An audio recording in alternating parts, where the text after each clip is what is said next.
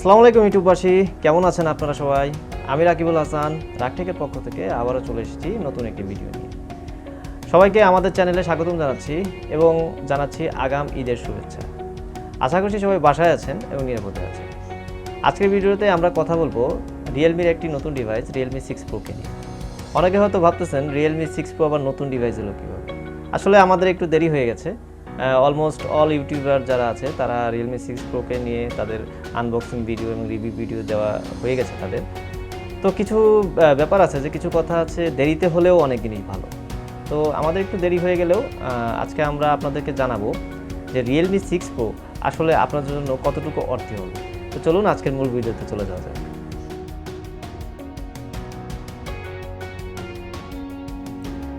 Realme 6 Pro এই ডিভাইসটি প্রথম দেখার সাথে সাথে আমার যেটা মনে হয়েছে, রিয়েলমি কোম্পানি হয়তো এই ডিভাইসটি ডিজাইন করার সময় স্টার জলসা নাটকগুলো খুব মনোযোগ দিয়ে দেখেছে।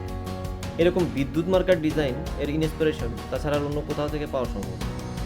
তবে যাই বলি না কেন, ডিজাইনটা আমার খুবই ভালো লেগেছে। হাতের ভিতরে একটা কারেন্ট ফিলিং পয়দা করে, আর আলো পড়লে অন্যরকম একটা ফিলিংস আসে। চলুন তাহলে এক নজরে ফোনটির আনবক্সিং দেখে নেওয়া যাক।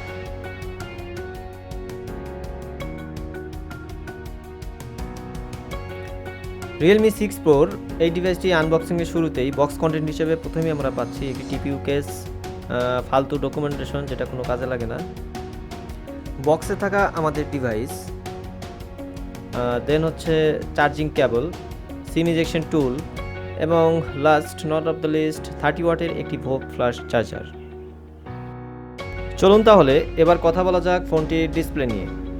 ডিসপ্লে হিসেবে এই ফোনটিতে আপনি পাচ্ছেন 6.6 ইঞ্চের একটি আইপিএস ডিসপ্লে, যেটি কিনা সর্বোচ্চ 90 হার্টজ এর রিফ্রেশ রেট সাপোর্ট করে। আসলেই এখন ফোনের রিফ্রেশ রেট অনেক বড় একটি ফ্যাক্টর হয়ে দাঁড়িয়েছে। আর এবার তারা এই ডিসপ্লের ভিতর বসিয়ে দিয়েছে ছোট্ট দুইটি পাঁচ ক্যামেরা কাটআউট। ইতিপূর্বে পোকো X2তে আমরা এই ধরনের ক্যামেরা কাটআউট দেখতে পেয়েছিলাম। পার্থক্য হলো শুধু পোকো X2টা ডানে আর Realme 6 Proটা বামে। এই ডান বাম করে করে রিয়েলমি আর শাওমি আমাদের মাথা খারাপ করে ফেলতেছে।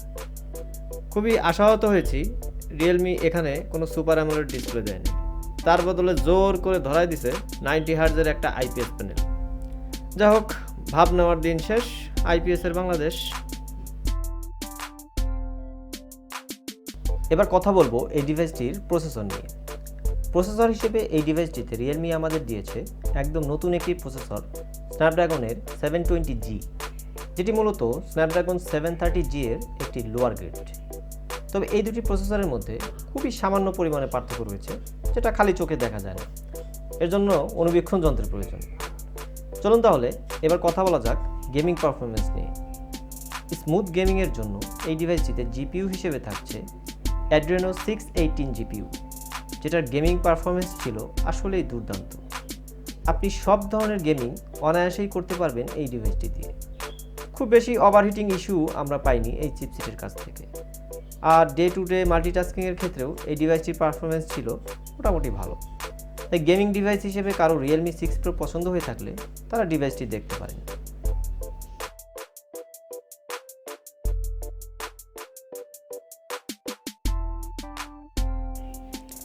চলুন এবার যাওয়া যাক ক্যামেরা সেকশনে।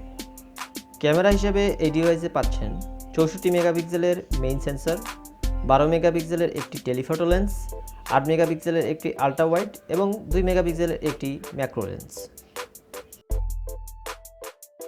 মাঝখানে আমি একটা কথা যোগ করি, সেটা হচ্ছে ক্যামেরা নিয়ে যেহেতু কথা হচ্ছে, Realme 6 Proর এই ডিভাইসটিতে তারা ক্যামেরা ইউজ করেছে 12 মেগাপিক্সেলের একটা টেলিফটো লেন্স।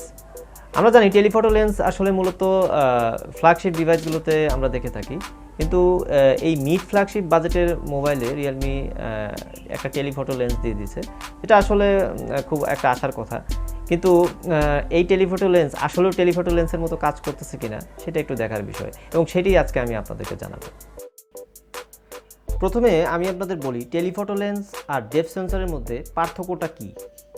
আমরা যখন পোর্ট্রেট মোডে কোনো ছবি উঠাই তখন পিছনে থাকা ব্যাকগ্রাউন্ড ব্লার হয়ে যায়, যেটা আমাদের ফোনে থাকা ডেপথ সেন্সরের ব্লার অ্যামাউন্ট নির্ধারণ করে দেয়।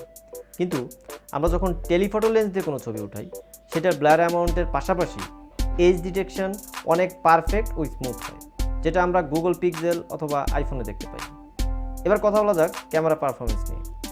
অন্যান্য রিয়েলমি ডিভাইসের মতো এই মোবাইলেও এক্সট্রা ওভার স্যাচুরেটেড ছবি আমরা এই ক্যামেরাতে দেখতে পাইনি। আর ক্যামেরার ডাইনামিক রেঞ্জ ও যথেষ্ট ভালো ছিল। আমাদের পরীক্ষা নিরীক্ষায় এর ক্যামেরা নিয়ে আমরা মোটামুটি সন্তুষ্ট বলতে পারি।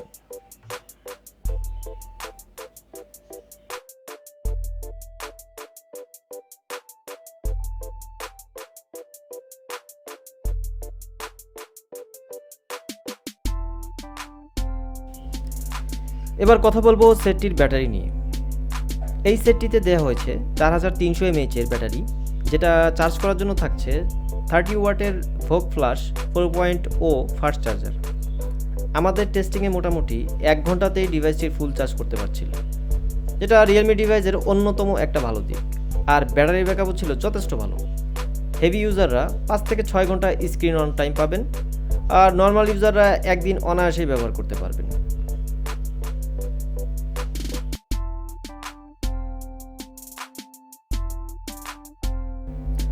সব কিছু বিচার বিবেচনা করে দেখলে সেটটি এই বাজেটে একটি ভালো ডিভাইস নিঃসন্দেহে।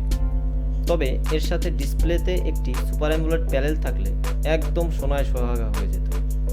যা হোক, যারা গেমিং এবং ক্যামেরার কথা ভেবে সেটটি নিতে যাচ্ছেন, তারা এই ডিভাইসটিকে আপনাদের পছন্দের তালিকায় রাখতে পারেন।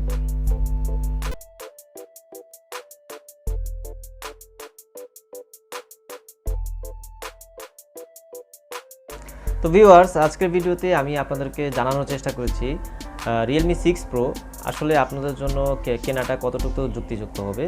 পুরো ভিডিওটি আপনারা দেখে হয়তো বুঝতে পেরেছেন যে কারা কারা এই ডিভাইসটি নিতে পারেন, কাদের জন্য এই ডিভাইসটি আসলে তৈরি হয়েছে। সো আজকের ভিডিওটি যদি ভালো লেগে থাকে, সবাই ভিডিওতে লাইক দিবেন, শেয়ার করবেন।